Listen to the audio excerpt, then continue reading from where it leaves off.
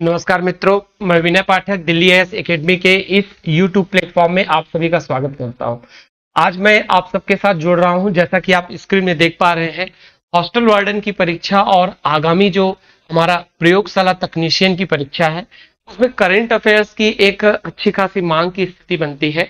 और यदि आप देखेंगे तो हॉस्टल वार्डन की परीक्षा जो कि 15 सितंबर को है, इन दोनों परीक्षाओं को ध्यान में रखते हुए और आगामी पीएससी के वनडे कोई एग्जाम अथवा शिक्षक भर्ती की बात करेंगे तो उसमें आने वाले करंट अफेयर्स से क्वेश्चन को लेकर मैं आपसे कुछ वीडियो श्रृंखला के साथ जुड़ूंगा।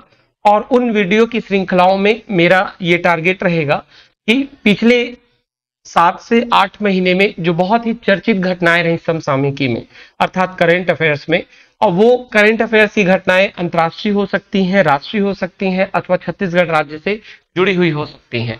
इन्हीं को ध्यान में रखते हुए आज के इस वीडियो के सेशन में अथवा इस क्लास के अंतर्गत मैं आपसे 3 बिंदुओं पर चर्चा करूंगा, जिसके अंतर्गत पहला रहेगा छत्तीसगढ़ राज्य की प्रमुख योजनाएं। और छत्तीसगढ़ राज्य की प्रमुख योजनाओं के अंतर्गत हम विचार करेंगे और चर्चा करेंगे छत्तीसगढ़ राज्य की भी नई सरकार अभी हाल ही में जो गठित हुई है, जो छत्तीसगढ़ राज्य की विधानसभा का निर्वाचन के पश्चात उस सरकार के गठन के बाद जो 6 से 7 योजनाएं आई हैं, उन योजनाओं को लेकर साथ ही साथ हम छत्तीसगढ़ राज्य के कुछ महत्वपूर्ण अभियान जैसे एक पेड़ मां के नाम या और भी जो केंद्र स्तर पर चल रहे हैं, जिनको राज्य में प्रमोट किया जा रहा है, और केंद्र सरकार की वो महत्वपूर्ण योजनाएं जो हॉस्टल वार्डन परीक्षा की दृष्टि से इंपॉर्टेंट हो सकती हैं, इनको लेकर मैं आप सबके साथ चर्चा के साथ जुड़ता हूं। सबसे पहले हम चर्चा करेंगे छत्तीसगढ़ राज्य की महत्वपूर्ण योजनाएं। जैसा कि आप स्क्रीन में देख पा रहे हैं, पहली योजना हमारे सामने है जिसे हम कह रहे हैं श्री राम लला दर्शन योजना। आपको जानकारी होगी कि श्री राम मंदिर के प्राण प्रतिष्ठा के पश्चात, यानी मंदिर में जो हम कहेंगे प्रतिमा, श्री राम लला की प्रतिमा स्थापित हुई, उस प्रतिमा के अनावरण यदि आप देखें तो 22 जनवरी 2024 को किया गया। और इस अनावरण के पश्चात, यानी इस प्राण प्रतिष्ठा के पश्चात, भारत के अलग अलग राज्यों में अयोध्या मंदिर दर्शन से संबंधित अलग अलग योजनाएं आई। किसी राज्य में सिर्फ महिलाओं के दर्शन को लेकर, किसी में वृद्ध को लेकर, अलग अलग श्रेणियों में अलग अलग योजनाएं देखने के लिए मिली। लेकिन हमारे छत्तीसगढ़ राज्य में इसमें एक अनोखी पहल देखने को मिली, यानी छत्तीसगढ़ राज्य भारत का एक पहला ऐसा राज्य है जो सबसे पहले श्री राम लला दर्शन योजना को लॉन्च करता है। तो आप कहेंगे बेसिकली यह योजना क्या क्या प्रश्न बन सकते हैं। पहला प्रश्न कि श्री राम लला दर्शन योजना प्रारंभ कब हुआ। आप बताएंगे यह योजना 5 मार्च 2024 को प्रारंभ हुआ, यानी 22 जनवरी 2024 को प्राण प्रतिष्ठा होती है और 5 मार्च 2024 को यह योजना प्रारंभ होती है। इस योजना को लेकर कुछ छत्तीसगढ़ी के बोल के आधार पर इसके थीम या स्लोगन रखे गए हैं। जैसे इसमें रखा गया है राम दरस बर जाबो। ठीक है, इस योजना के अंतर्गत यदि हम विचार करें तो 18 वर्ष से अधिक और 75 वर्ष तक के आयु के महिला पुरुष किसी भी श्रेणी के व्यक्ति को, दिव्यांग किसी भी श्रेणी को यहाँ अयोध्या में श्री राम दर्शन के लिए या श्री राम लला दर्शन के लिए ले जाया जाएगा छत्तीसगढ़ शासन के द्वारा। क्योंकि आप जानते हैं ये पर्यटन से जुड़ा हुआ संबंधित कार्य है, इसका जो नोडल एजेंसी है वो छत्तीसगढ़ पर्यटन मंडल ही इसको लीड कर रहा है।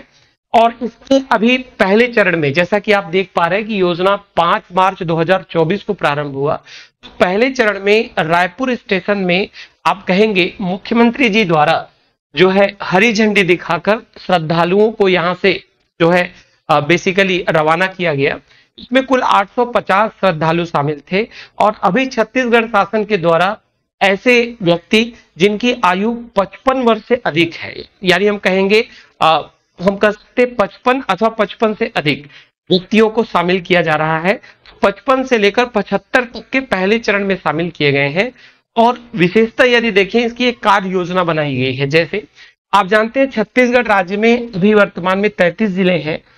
कई स्थानों पर स्टेशन, यानी हम कहेंगे रेलवे स्टेशन, चूंकि ये ट्रेन के माध्यम से ले जाया जा रहा है, सभी स्थानों पर रेलवे स्टेशन या सभी जिलों में रेलवे स्टेशन नहीं है।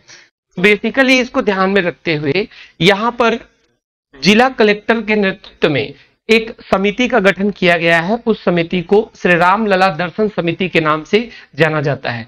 जिला कलेक्टर एक अलग पैमाने, मापदंड, आयु और कुछ स्टैंडर्ड स्वविवेक के आधार पर श्रद्धालुओं का चयन करते हैं और एक निश्चित संख्या में प्रत्येक जिले से श्रद्धालु जो होते हैं चुनकर भेजे जाते हैं। और ये श्रद्धालुओं के लिए बेसिकली इस बात का ध्यान दिया जाता है कि वो जिस जिले से बिलोंग करते हैं वहां का जो चिकित्सालय है या हम कहेंगे कि जिला स्वास्थ्य केंद्र है, उस जिला स्वास्थ्य केंद्र से उनको एक सर्टिफिकेशन की आवश्यकता होती है कि वो ट्रेवल करने के लिए, बाहर जाने के लिए पूर्णतः स्वस्थ है।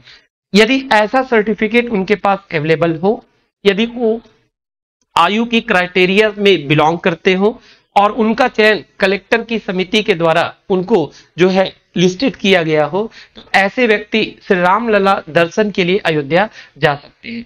यदि आप समझेंगे इस पॉइंट को लेकर, तो इसमें बातें कही गई हैं कि जैसे ही वो घर से रवाना होते हैं, यानी अगर वो स्टेशन जो है खुद के साधन से जाते हैं या तो कलेक्टर के द्वारा स्थापित समिति के द्वारा उनको कोई वाहन वहां पर मुहैया कराया जाता है, तो ये पूर्णतः हम कहेंगे सरकार के द्वारा उस पर खर्च को वहन किया जाएगा। यानी उनके घर से रवाना होने पर यदि वो खुद के साधन से या वो कोई किराए पे साधन करके जाते हैं, मान लीजिए कोई बस करके जा रहे हैं, कोई अलग साधन करके जा रहे हैं, तो उनको सरकार जो है उसके ते उपलब्ध कराएगी। साथ ही साथ इसमें बातें कही गई हैं, यदि मान लीजिए कोई दिव्यांग व्यक्ति जा रहा है, दिव्यांग व्यक्ति यानी यदि वो पूर्णतः सफर के दौरान वो सफर में मतलब कंप्लीटली सहज महसूस नहीं करता, इस परिस्थिति में उसके परिवार से उस दिव्यांग के साथ एक व्यक्ति भी जाएंगे। साथ ही साथ छत्तीसगढ़ शासन के द्वारा यहाँ पर पूरे ऑफिसर्स की एक टीम भेजी जाती है जो पूरे यात्रा के दौरान और श्री राम लला दर्शन के दौरान पूरी तरीके से कोऑपरेट एंड कोऑर्डिनेट करती है। तो आप कह सकते, देखिए ये सब पूरी बातें कहेंगे तो एक प्रकार से मेंस के पॉइंट ऑफ व्यू से हो जाता है, लेकिन जब आप हॉस्टल वार्डन या प्रयोगशाला तकनीशियन की परीक्षा देंगे तो उसमें कुछ प्रश्न ऐसे पूछे जा सकते हैं कि जैसे इस योजना का थीम क्या है, तो आपको पता होना चाहिए। इसमें जो स्लोगन रखा गया है या थीम रखा गया है वो है राम दरस बर जाबो, और इसको प्रारंभ किया गया था 5 मार्च 2024 को। और इसमें आयु क्राइटेरिया अभी वर्तमान में रखा गया है जिसको कहेंगे 55 वर्ष से अधिक आयु के वर्ग। ये पहले चरण की बात है, लेकिन धीरे धीरे जब इसमें स्टेजेस बढ़ाए जाएंगे तो ये 18 से 75 तक को कवर करेगा। इसी प्रकार से जब हम दूसरी योजना पर आते हैं तो आपको पता होगा कि छत्तीसगढ़ विधानसभा निर्वाचन 2023 जो कि चुनाव 2023 के एंड पर हुआ और जिसमें मुख्यमंत्री बनकर हमारे श्री विष्णुदेव साय जी हमारे छत्तीसगढ़ राज्य के मुख्यमंत्री बनकर आते हैं।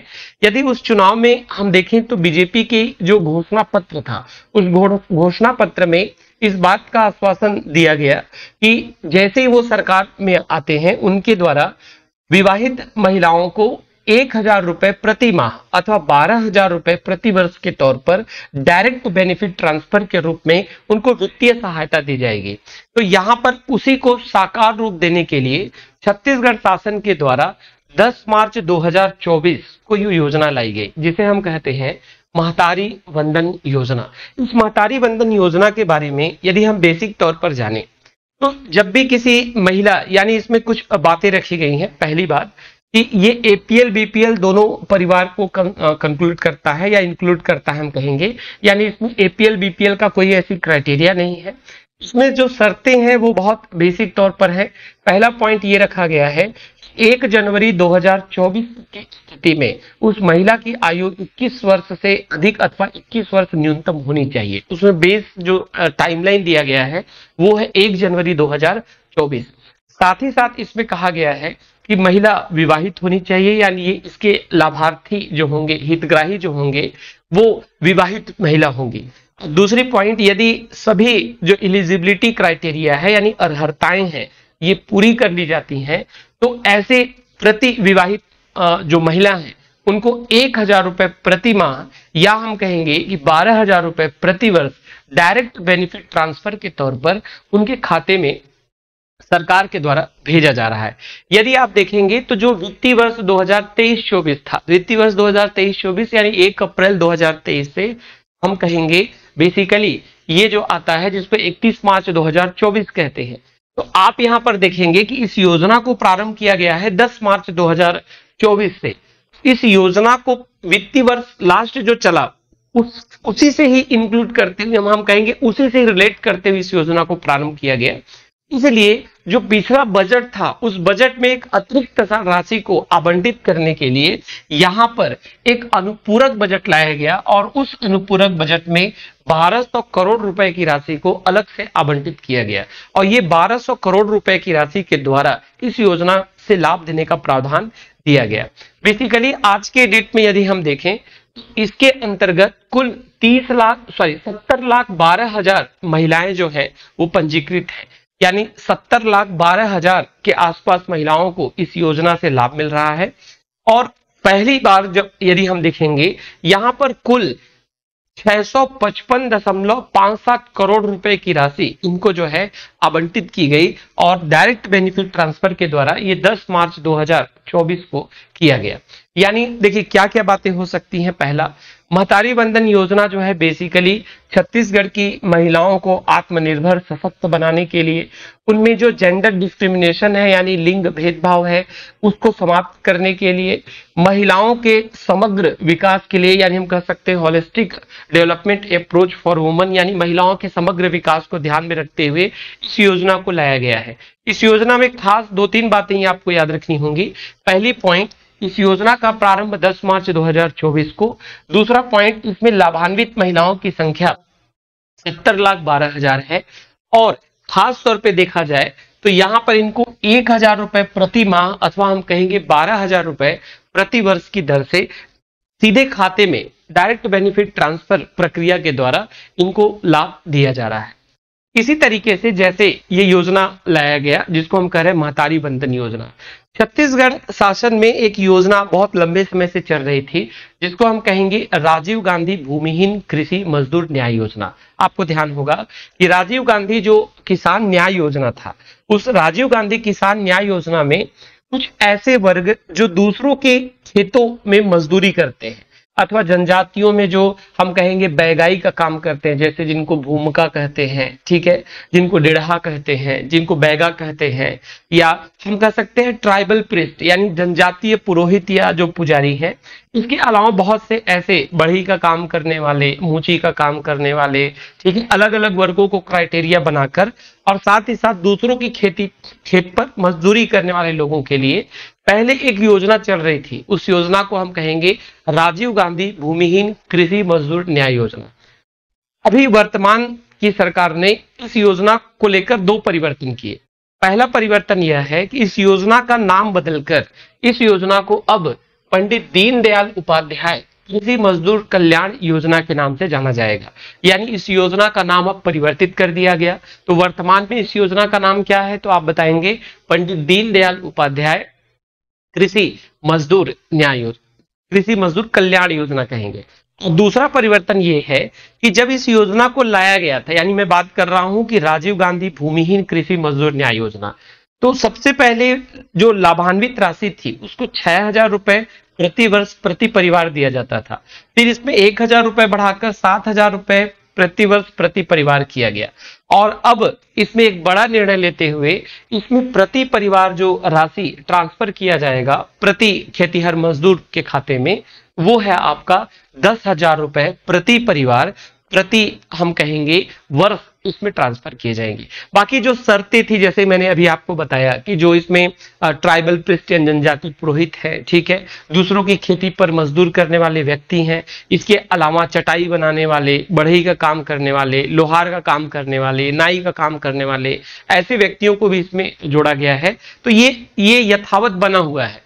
तो सिर्फ 2 ही परिवर्तन इस योजना में देखने के लिए मिले। पहला है नाम परिवर्तन और दूसरा जो अमाउंट 7,000 था लास्ट, उस 7,000 को बढ़ाकर यहां पर उस अमाउंट को 10,000 कर दिया गया है। ठीक है, चलिए, तो ये हो गया आपका जिसे हम कहेंगे पंडित दीनदयाल उपाध्याय कृषि मजदूर कल्याण योजना। यदि हम अगले योजना की ओर जाएं, अगला योजना जो है वो कहीं न कहीं नक्सलवाद यानी माओवाद से जुड़ी हुई घटनाओं पर आधारित है और ये एक योजना न होकर एक अभियान कहा जा सकता है जिसे कहते हैं नियत निल्लानार योजना या नियत निल्लानार अभियान। ये जो नियत नीलानार जो अभियान है या योजना है, ये बेसिकली हमारे छत्तीसगढ़ के ऐसे क्षेत्रों से जुड़ा हुआ है जो कि जहां पर बहुत ज्यादा नक्सल प्रभावित गतिविधियां देखने के लिए मिलती है। अभी आप जैसे मान लीजिए न्यूज़पेपर से आप जुड़े होंगे और निसंदेह आप चूंकि परीक्षा की तैयारी करते हैं तो न्यूज़पेपर से तो आप जुड़े ही होंगे।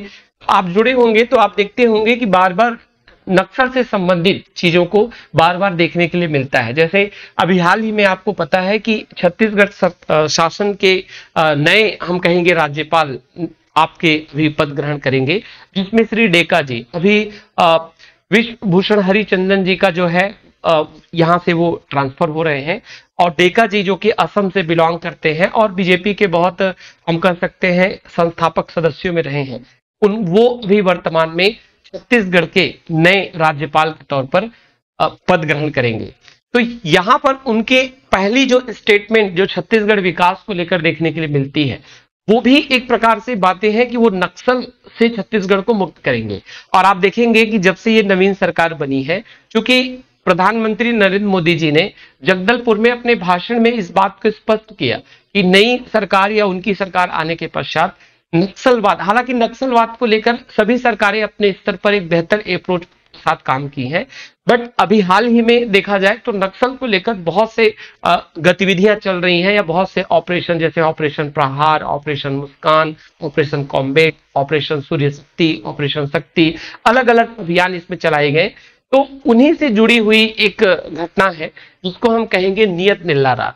नियत नीलानार जो है बेसिकली जो ट्राइबल एरियाज होते हैं, जो जनजाति क्षेत्र होते हैं, या मैं कहूंगा नक्सल प्रभावित जो क्षेत्र होते हैं, क्योंकि ज्यादातर जनजाति हैं, तो नक्सल प्रभावित क्षेत्रों में मूलभूत सुविधाएं उपलब्ध कराने को लेकर ये योजना या अभियान लाया गया है। इसका ये एक ट्राइबल वर्ड है, यानी जनजाति शब्द है, जनजाति बोली का शब्द है। इसका अर्थ होता है आपका स्वच्छ गांव। नियत नीलानार का जो अर्थ होता है उसे हम क्या कहते हैं, आपका स्वच्छ गांव। यदि देखा जाए इस योजना को लाने के पीछे उद्देश्य ये है कि नक्सल प्रभावित गांवों में जो बेसिक इंफ्रास्ट्रक्चर होता है, यानी बुनियादी सुविधाएं होती हैं या बेसिक हम कह सकते हैं नीड्स, जो जरूरतें होती हैं, उन और कल्याणकारी परियोजनाओं को छत्तीसगढ़ सरकार की जितनी भी लाभकारी योजनाएं चलाई जा रही हैं जनजातियों के लिए या उस नक्सल प्रभावित क्षेत्रों के लिए, उनको पहुंचाने के उद्देश्य से इस अभियान को लॉन्च किया गया। विशेष चर्चा में ये इसलिए रहा क्योंकि अभी का न्यूज नहीं है, ये काफी समय पहले ही इसे लॉन्च किया गया, लेकिन अभी चर्चा में इसलिए है क्योंकि इसमें 20 करोड़ रुपए आवंटित किए गए हैं और 16 नए कैंप लगाए गए हैं इसके अंतर्गत।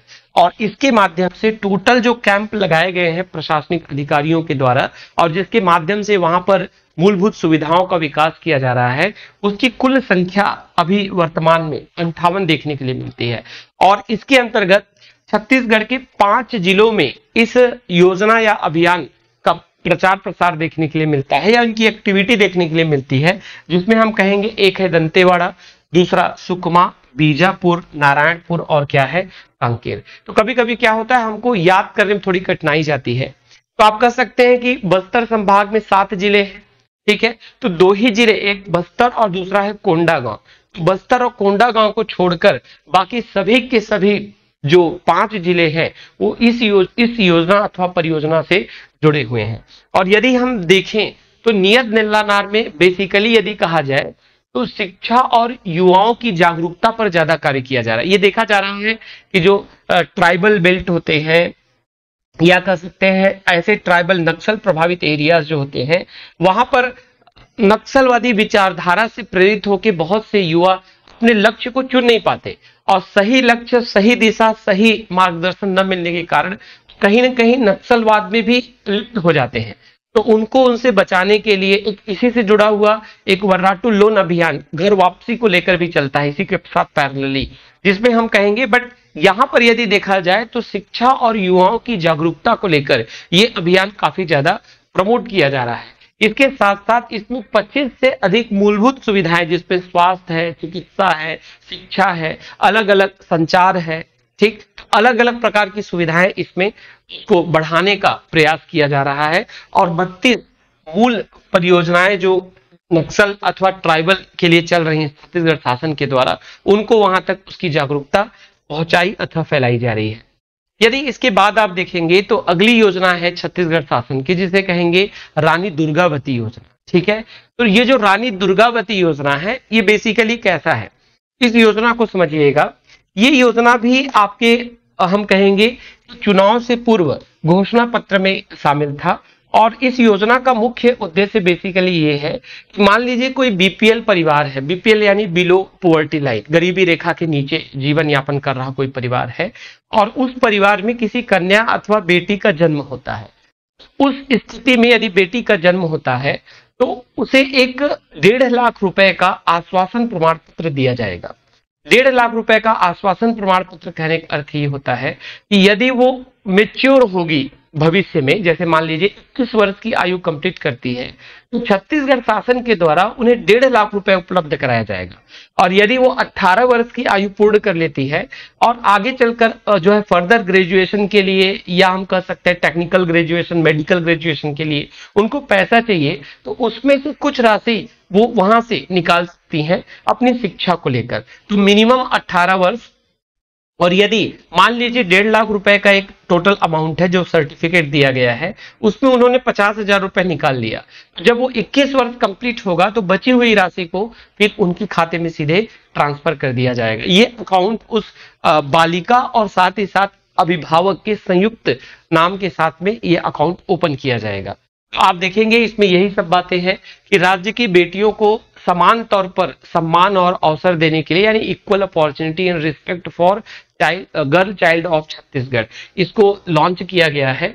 और बेसिकली ये उन परिवारों के लिए है, या उन बालिकाओं के लिए, उन बच्चियों के लिए है जो गरीबी रेखा के क्या करते हैं, नीचे जीवन यापन करते हैं। और आप देखेंगे कि इसमें आर्थिक सहायता जो दी जाएगी वो टोटल 1.5 लाख का है, और ये बीपीएल परिवार में जन्म लेने वाली बालिका के वयस्क होने पर, यानी attaining the age of 21 years, यानी 21 वर्ष की आयु को प्राप्त करने या पूर्ण करने पर ये टोटल राशि दी जाएगी। उससे पहले एक कंडीशन इसमें क्लॉज रखा गया है, वो ये है कि यदि 18 की आयु पूरी हो जाती, जनरली जो नई जो एजुकेशन पॉलिसी शिक्षा नीति है, वो शिक्षा नीति 3 वर्ष के पश्चात नर्सरी, तो आप नर्सरी KG1 KG2 और फिर जब ऐसे जाएंगे तो 18 वर्ष तक आप 12th को कंप्लीट करते हैं।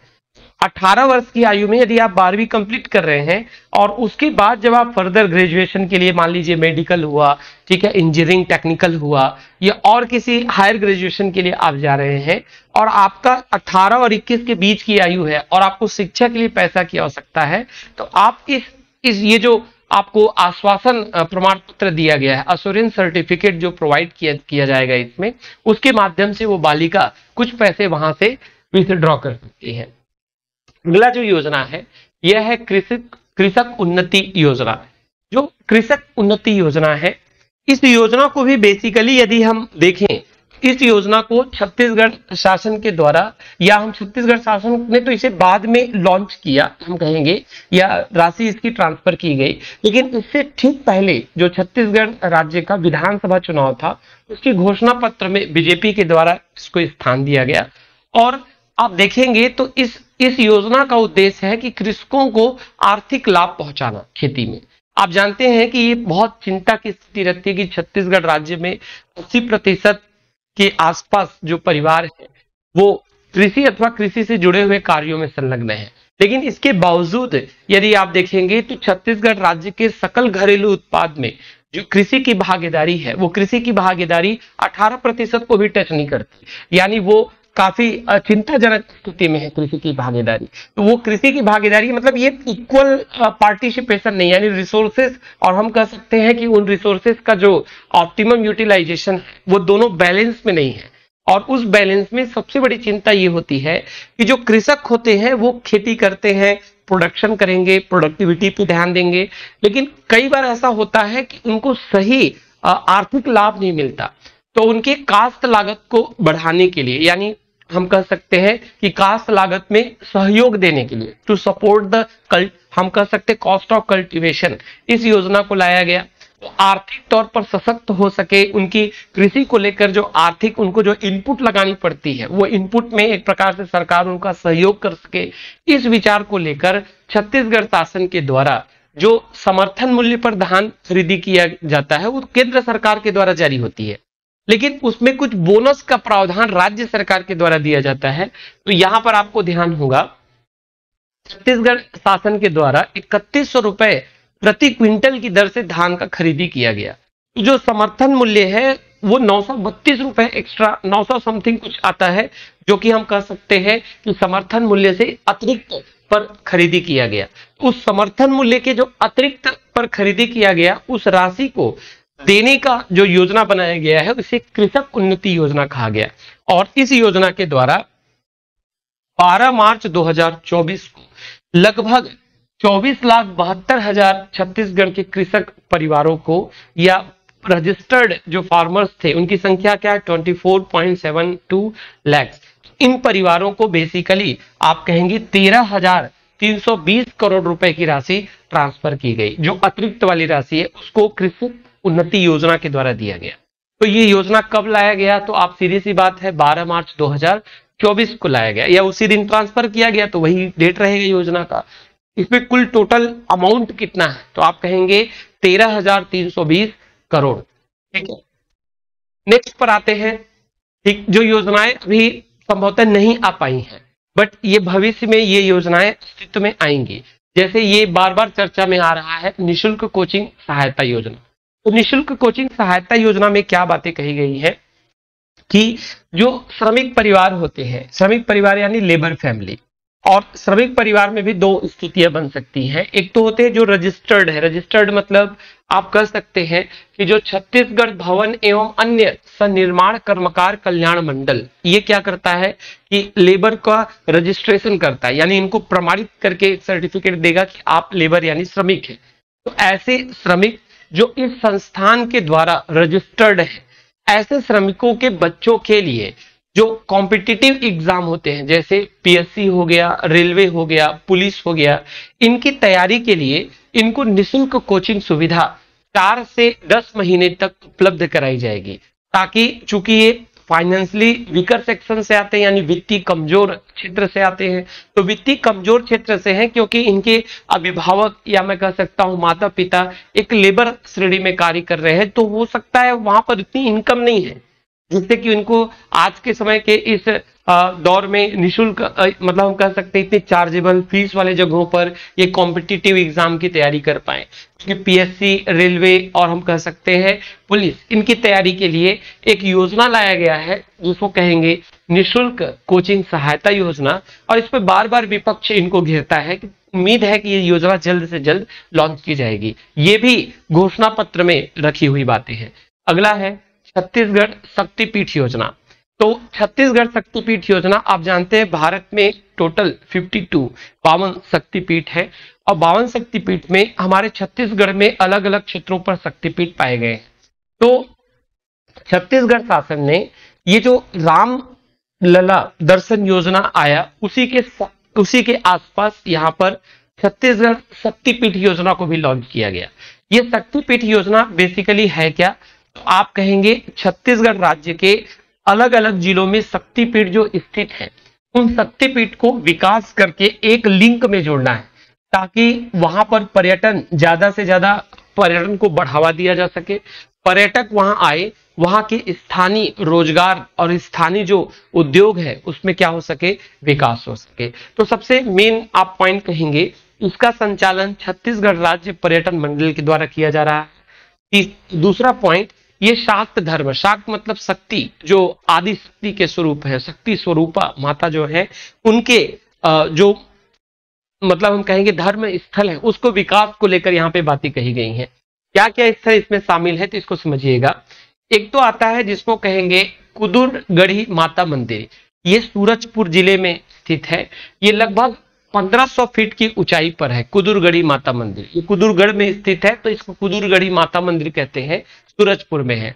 तो सरकार क्या काम कर रही है कि राज्य सरकार प्रत्येक शक्तिपीठ को 1 करोड़ रुपए से विकसित करने का प्रयास कर रही है, ताकि यहाँ पर मंदिर है, मंदिर के जो प्रांगण है उनका बनावट या जो इंफ्रास्ट्रक्चर कह सकते हैं, यानी आधारभूत संरचना को विकसित करके, जैसे आप बिलासपुर से बिलोंग करते होंगे तो आप रतनपुर जाएंगे तो रतनपुर में आपको अभी कुछ विकास के कार्य वहां पर दिख रहे होंगे, तो वो बेसिकली इसी योजना के द्वारा किया जा रहा है। दूसरा, शक्ति जिला जो कि जांजगीर चांपा से अलग होकर एक नया जिला बना है, शक्ति जिला में चंद्रपुर में स्थित है चंद्रहासिनी देवी का मंदिर। ये चंद्रहासिनी देवी का मंदिर महानदी के तट पर है। इस चंद्रहासिनी देवी के मंदिर को भी 1 करोड़ रुपए के साथ ये आप कहेंगे विकास यहाँ पर किया जा रहा है। साथ ही साथ बिलासपुर के रतनपुर में स्थित है महामाया देवी मंदिर। तो महामाया देवी मंदिर कलचुरी शासक, आपको ध्यान होगा, रत्नदेव प्रथम के द्वारा 1050 ईस्वी के आसपास बनाया गया। चूंकि रत्नपुर का नाम ही रत्नदेव प्रथम के नाम पर रखा गया है, उन्होंने इस मंदिर को बनवाया। ये एक शक्तिपीठ है, इसको भी राज्य सरकार विकसित कर रही है ताकि पर्यटन को यहाँ पर बढ़ावा दिया जा सके। राजनांदगांव जिले में आप जानते हैं डोंगरगढ़ में माता बमलेश्वरी का मंदिर है।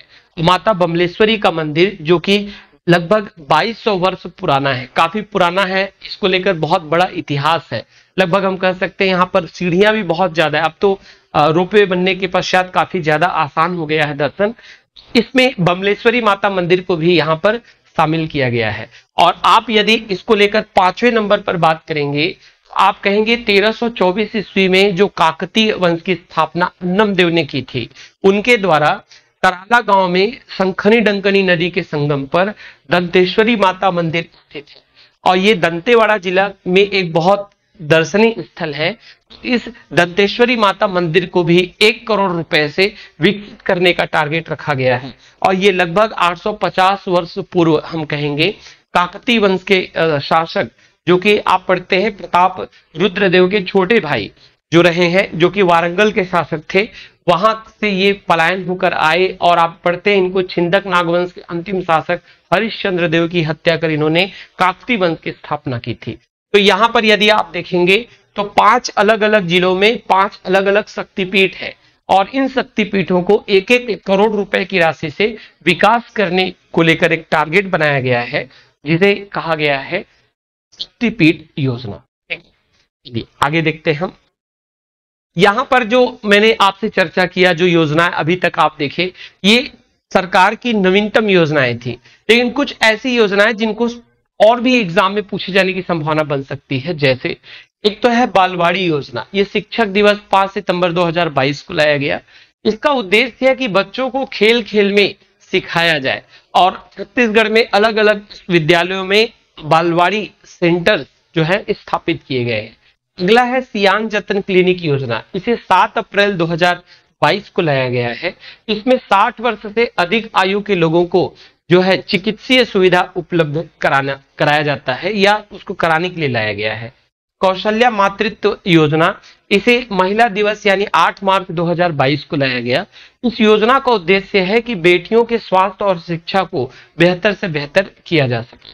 तुहर सरकार तुहर द्वार योजना, और इस तुहर सरकार तुहर द्वार योजना को 1 जून 2021 को लाया गया। ये परिवहन विभाग के द्वारा लाया गया है, जिसमें परिवहन विभाग के दस्तावेजों को सीधे सीधे आप ऑफिस जाकर न प्राप्त करके आपको सीधे घर पर डाक के माध्यम से यानी पोस्ट के माध्यम से भेजा जा रहा है। अगला है श्री धन्वंतरी योजना। इसे 20 अक्टूबर 2021 को लाया गया है। आप देखते ही होंगे, आप जिस जिले में रह रहे हैं वहां पर धन्वंतरी मेडिकल स्थापित किए गए, जिसमें अलग अलग दर पर छूट और जेनरिक दवाइयां छूट के साथ मिलती हैं। इसमें सस्ती दरों पर दवाइयां उपलब्ध कराना इसका उद्देश्य रखा गया है। ठीक है। इसी के साथ साथ राजीव गांधी किसान न्याय योजना, जो कि 21 मई 2022 को लाया गया है फसल उत्पादन को प्रेरित करने के लिए। मुख्यमंत्री हाट बाजार क्लिनिक योजना, तो ये जनजातीय क्षेत्रों में जो हाट बाजार लगते हैं, जो मेला लगता है, वहां पर जाकर वाहन के द्वारा जो है बेसिकली स्वास्थ्य सुविधाएं उपलब्ध कराना। तो ये वन पहाड़ी दुर्गम क्षेत्रों में के लिए लाया गया है। एक मुख्यमंत्री शहरी स्लम स्वास्थ्य योजना, इसे 2 अक्टूबर गांधी जयंती 2019 को लाया गया। और जो स्लम एरियाज होते हैं, जो झुग्गी बस्तियां होती हैं शहरों में, वहां पर जाकर एक वाहन के माध्यम से, चलित वाहन के माध्यम से इलाज कराया जाता है। मुख्यमंत्री सुपोषण अभियान 2 अक्टूबर 2019 को लाया गया है। पोषण और एनीमिया से निजात पाने के लिए इस अभियान को लाया गया। कृषक जीवन ज्योति योजना, इसे 2 अक्टूबर 2009 को लाया गया है।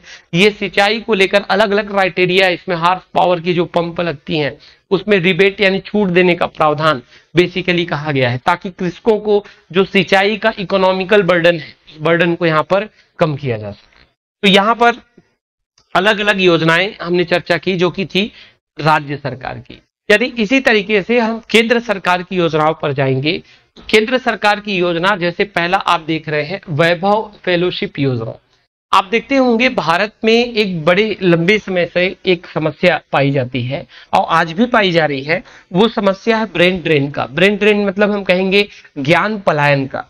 आप देखेंगे कि यहाँ पर जितने इंजीनियर्स होते हैं, डॉक्टर्स होते हैं या टेक्निकल स्किल्ड पर्सन होते हैं, साइंटिस्ट होते हैं, वो ज्यादातर अच्छे पैकेज के कारण या अच्छी सुविधाओं के कारण, क्योंकि लाइफ में अल्टीमेटली व्यक्ति को एक अच्छी सुविधा, एक अच्छी लाइफस्टाइल की डिमांड होती है और उसकी परिपूर्ति के लिए व्यक्ति जो होता है कई बार अपने ज्ञान का, अर्जित ज्ञान हो सकता है बाहर का हो या कहीं का हो, लेकिन भारतीय होने के बावजूद वो सेवा जो है वो विदेश में दे रहा है। ऐसे चीजों को खोजकर यहाँ वापस भारत में लाने का टारगेट रखा गया है।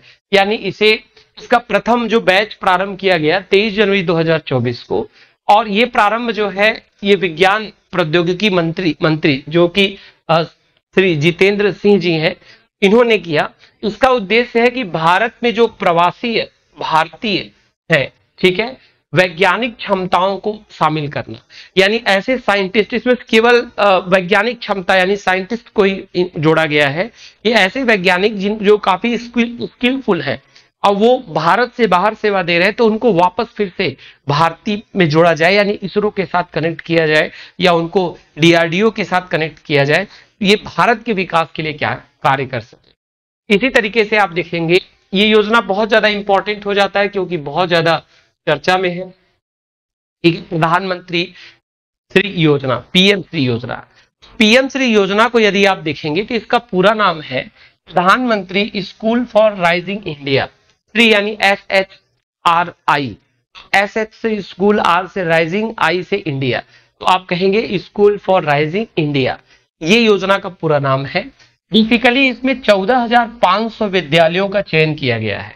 और आपको जानकर मतलब आपकी जानकारी में होना चाहिए कि जो पहले स्वामी आत्मानंद विद्यालय छत्तीसगढ़ में संचालित आज भी किए जा रहे हैं, उन स्वामी आत्मानंद विद्यालय और नवोदय विद्यालय, इनको अब PM श्री योजना के माध्यम से कंडक्ट किया जाएगा। जो एजुकेशन पॉलिसी 2020 है, शिक्षा नीति 2020, उसके भी एग्जीक्यूशन में इसका प्रमुख क्या है, योगदान रहेगा। तो आप कह सकते हैं बेसिकली इसको 5 वर्ष के इंटरवल के लिए लाया गया है, यानी 2022-23 से लेकर 26-27 तक इसको इस योजना को लागू किया जाएगा।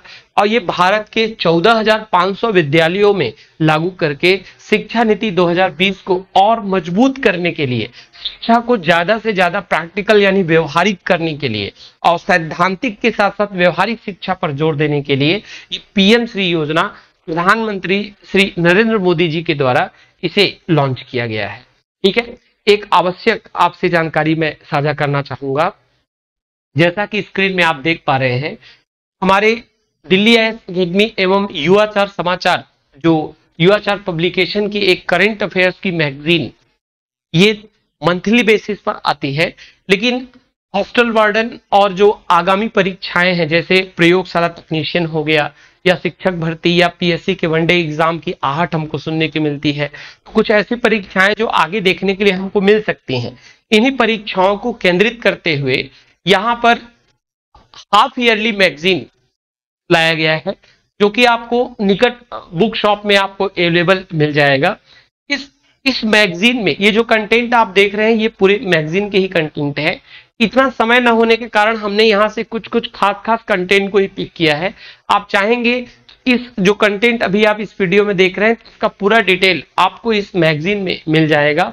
आप ये मैगजीन पढ़ने की दृष्टि से इसको अलग अलग टाइटल के हिसाब से, फिर उसमें पॉइंट वाइज, ठीक है, और अलग अलग सेगमेंट, जैसे हम कहेंगे नियुक्तियां हैं, खेल है, विज्ञान प्रौद्योगिकी है, पर्यावरण है, चर्चित व्यक्तित्व है, योजनाएं हैं, अभियान है, राष्ट्रीय अंतर्राष्ट्रीय खबरें हैं, ठीक है, तो इस हिसाब से इसको अलग अलग पॉइंट वाइज या टाइटल वाइज इसको अरेंज किया गया है। तो आप इसे नजदीकी बुक शॉप से प्राप्त कर सकते हैं।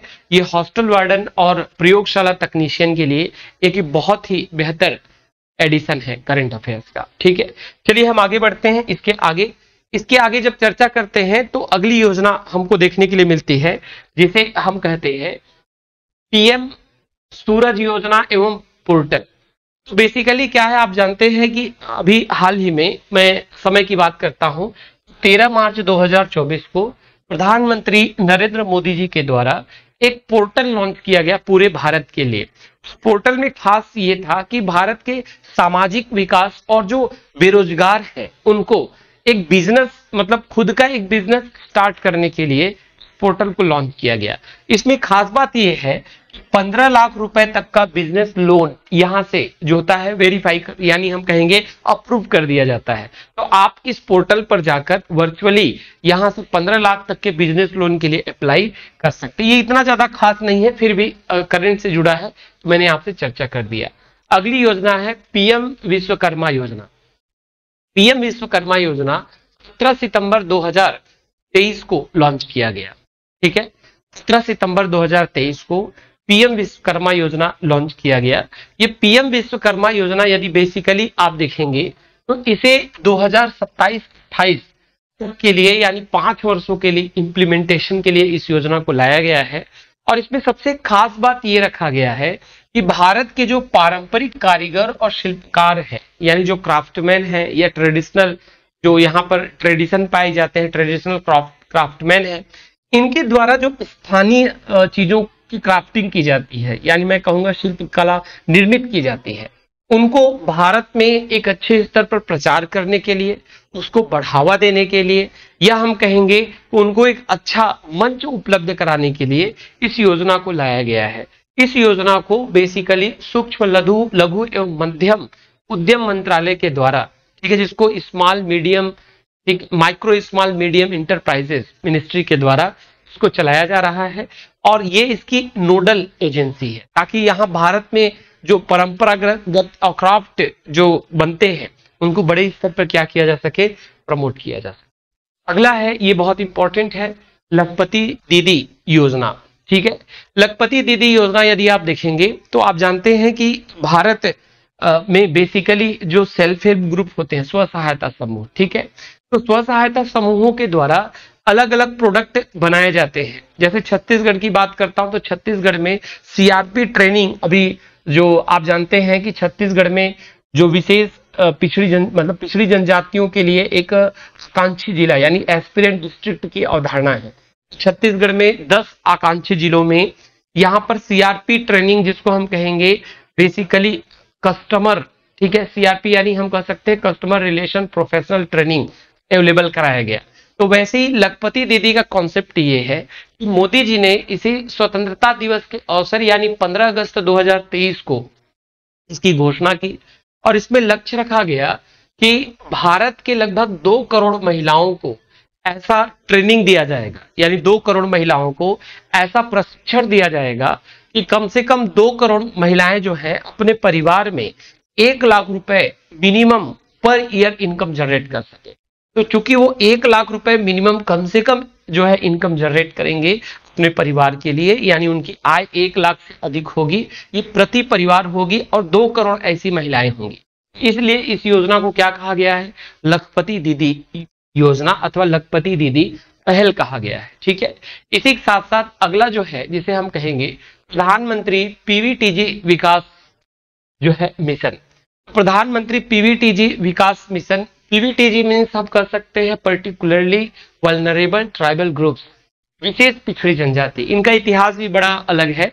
आप जानते हैं कि जो 5वीं पंचवर्षीय योजना का दौर था, जो 1900 लगभग 74 से 78 के बीच का अवधि है ये, उस दौरान पूरे भारत में विशेष पिछड़ी जनजातियों में या हम कह सकते हैं कि जो ट्राइब्स थे, जनजातियां, उनमें अलग अलग आधार लेकर जिनकी साक्षरता 2% से कम हो, जिनकी जनसंख्या स्थिर अथवा घट रही हो, जिनकी जीवन शैली कृषि के पूर्व यानी खाद्य संग्रहण अथवा शिकार पर आधारित हो, जिनमें प्रवासन विस्थापन जैसी समस्याएं पैर पसारी हुई हो, ठीक है, ऐसी इन बातों को ध्यान में रखते हुए भारत की 75 जनजातियों को विशेष पिछड़ी जनजाति का दर्जा दिया गया, क्योंकि उस समय हमारा 1 नवंबर 1956 से मध्य प्रदेश राज्य अस्तित्व में है, तो हमारा छत्तीसगढ़ न होकर मध्य प्रदेश था।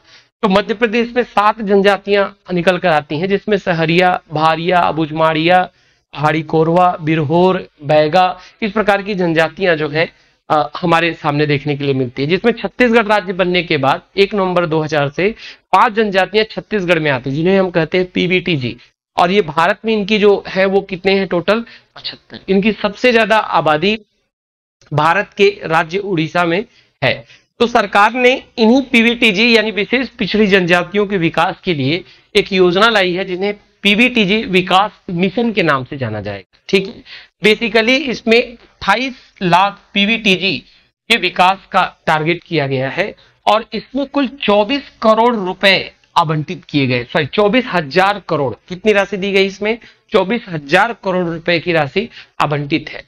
यह योजना कुल 5 वर्षों के लिए है, लेकिन अभी हाल ही में इसे 3 वर्षों के पहले स्टेज में लाया गया है, जिसमें 16,000 करोड़ रुपए की राशि 3 वर्षों में यहां पर इन्वेस्ट की जाएगी, जिसके माध्यम से जो विशेष पिछड़ी जनजाति हैं उनके जो मूलभूत आवश्यकताएं हैं उनको विकसित किया जाएगा। जैसे आप कहेंगे उनमें आवास है, स्वच्छ पेयजल है, आप कह सकते हैं स्वच्छता है, शिक्षा है, स्वास्थ्य है, पोषण है, सड़क है, दूरसंचार है, कम्युनिकेशन है।